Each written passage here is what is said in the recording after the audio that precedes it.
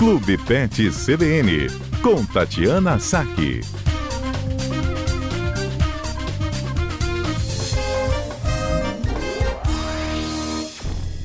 Quarta-feira, dia da gente falar dos nossos animaizinhos de estimação no Clube Pet CBN com a doutora Tatiana Saque. Boa tarde, doutora Tati, tudo bem?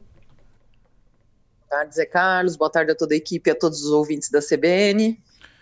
Doutora Tati, o tema de hoje foi pensado em cima da dúvida que o nosso ouvinte Jesus Luiz mandou na última semana, né? A partir de quanto tempo pode dar ração para filhote de cachorro? E aí a gente resolveu, né, dar uma ampliada nisso e falar da alimentação dos pets, principalmente voltada para ração.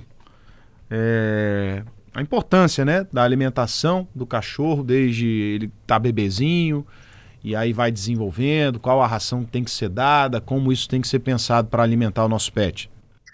Esse é um tema bastante importante, né? A dúvida do nosso ouvinte aí é bastante pertinente, porque a gente percebe o desenvolvimento dos filhotes ocorrendo de uma forma bastante rápida, né? E normalmente os filhotes eles começam a desmamar por volta de 35 dias, às vezes um pouquinho antes, às vezes um pouquinho depois, mas na média dessa idade.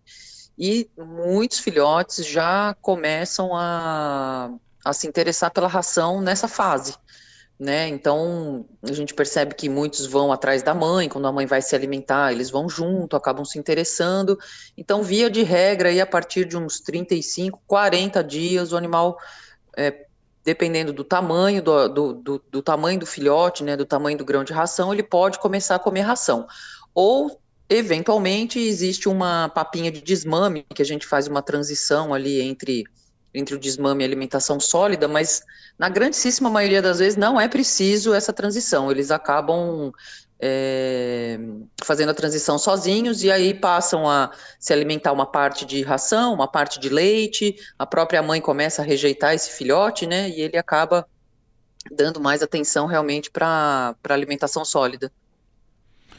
Tá certo, doutora, e a gente estava até conversando aqui, né, durante o intervalo, que tem muitas dúvidas a respeito de uma alimentação, não sei se a gente pode dizer improvisada, que as pessoas dão para os cachorros, ou algo indevido mesmo, né?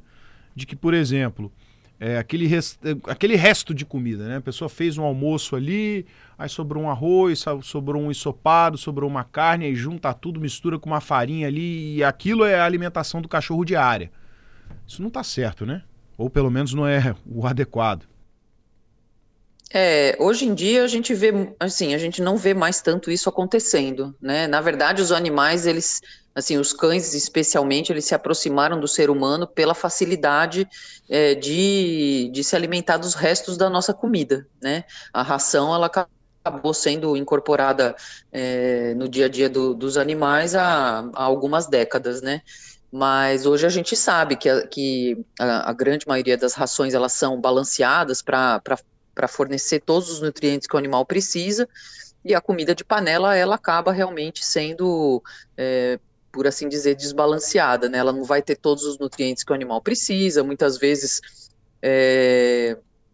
você pode ter uma quantidade excessiva de gordura, ou uma quantidade excessiva de carboidrato que aquele animal não precisa, ou às vezes até o excesso de tempero pode fazer mal, dependendo do tipo de tempero que vai ser utilizado. Então, o ideal realmente se você quer alimentar o seu cão, né, com comida caseira, por exemplo, que seja um agrado junto com a ração, ou que seja uma alimentação exclusivamente formulada para ele. Tati, eu tenho uma dúvida da Alberto. Boa tarde, tudo jóia? Boa tarde, Adalberto, tudo bem? Seguinte, tem alguma, assim, a quantidade ideal, vamos dizer assim, de comida, né, que a gente pode oferecer pro nosso pet? Porque tem sempre aquela história, tipo assim, meu pet, ele come muito bem. Outro já fala assim, não, ele não gosta de comer tanto. Ao longo do dia, tem alguma quantidade diária recomendada que a gente tem que oferecer pro nosso animal de estimação?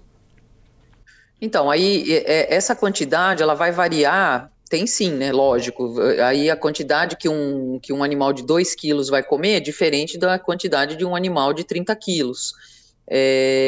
Mas a gente também, assim, vai depender muito da qualidade da ração que a gente está oferecendo, né? Via de regra, quanto mais barata é uma ração, menos nutritiva ela é e mais o animal precisa comer para poder se sentir alimentado e nutrido, né, ao passo que se ele faz uso de uma alimentação, por exemplo, super premium, né, que é uma ração que está ali no topo da pirâmide, digamos assim, esse animal vai ingerir uma quantidade menor e vai estar nutrido com uma quantidade menor de alimento. Mas o que a gente tem, via de regra, o que a gente tem que seguir? A gente tem que seguir o que está no pacote da ração, né? Alguns animais um pouco mais, outros menos, mas você vai ver lá. O peso do seu cão é 20 quilos, então dessa ração X ele tem que comer 300 gramas por dia, né? Então aí não importa o número de vezes que você vai dar comida para o seu animal, importa que ele coma esses 300 gramas ao longo do dia. Pode ser 3 refeições de 100 gramas, podem ser 2 refeições de 150, ou até mesmo uma refeição de 300 gramas no caso dos cães. Né? Os gatos, eles já são mais enjoados, eles gostam de comer pequenas quantidades várias vezes ao dia, mas se a gente obedecer realmente essa quantidade diária, normalmente não tem erro. Doutora Tati, mais uma pergunta. Opções de snacks, né, que a gente pode dar para os nossos cãezinhos, aqueles biscoitinhos, né, que são vendidos também em pets, em outras lojas, que é como se fosse um petisco, né, que a gente dá ali para os cachorros, seja na hora de uma recompensa ali para alguma coisa. Tem alguma opção natural de petisco, de snack que a gente pode dar para os cãezinhos? Olha, tem, assim, muitas vezes a gente vê várias receitas de biscoitos caseiros para os cães, é uma opção que daria para ser feita, muitas vezes com aveia, com fruta, com pedacinhos de carne, ou às vezes até feito com um pé de galinha cozido, existem algumas opções, ou a gente pode oferecer uma fruta, ou a gente pode oferecer uma proteína, por exemplo, um pedaço de peito de frango como petisco. E no geral, os petiscos, né, hoje em dia a gente já tem muitas opções, mas muitos dos petiscos que são vendidos em loja, né, eles acabam sendo hipercalóricos, eles acabam tendo uma quantidade grande de carboidrato, uma quantidade grande de calorias vazias, que a gente fala, né, que não vão nutrir o animal, vão acabar só engordando ele. Então, via de regra, os petiscos eles não podem ser mais do que 10% da quantidade diária de comida que o animal tem que comer. Carlos Alberto. Ei, doutora Sack, tudo bem? Boa tarde. Tudo bem, boa tarde. É costume a gente dar ração para o animal, gato ou cachorro, e ele está adaptado, mas pode mudar isso para não dar sempre, por exemplo, a mesma marca, o mesmo tipo, pode mudar passado alguns meses, variar? Pode. Quanto a isso, sim. Se o animal, alguns animais, eles são bem exigentes e acabam não aceitando outros tipos de alimento.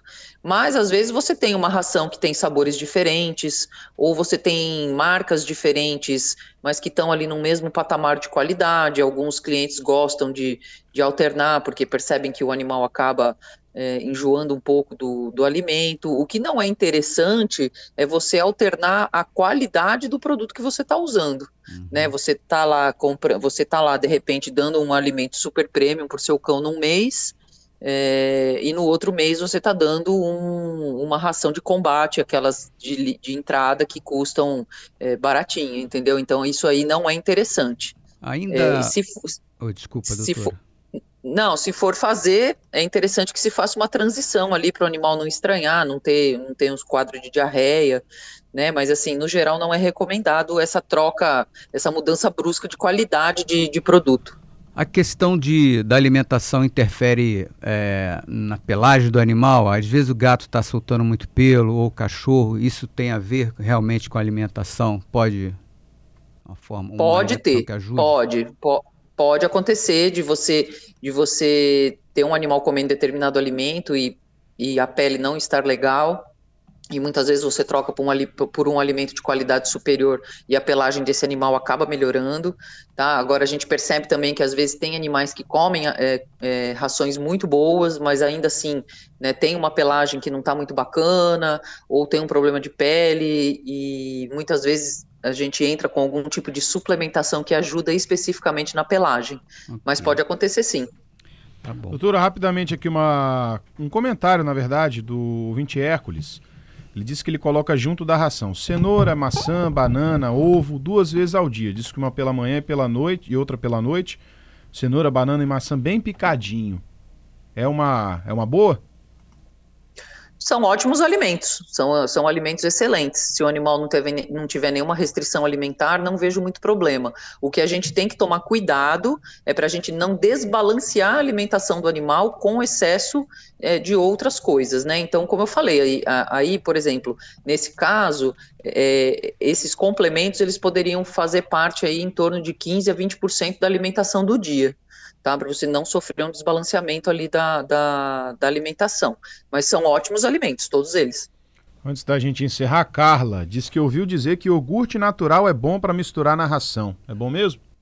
Olha, eu não vejo problema, assim, desde que o animal não tenha nenhuma sensibilidade ao leite, que não cause nenhum problema para ele, o iogurte, sendo iogurte sem açúcar, né, não vejo problema. Agora, se você for optar em pegar um iogurte super açucarado, com flocos de chocolate, né, com coisas muito mirabolantes, aí realmente não é recomendado. Mas se for um iogurte natural sem açúcar, não vejo problema.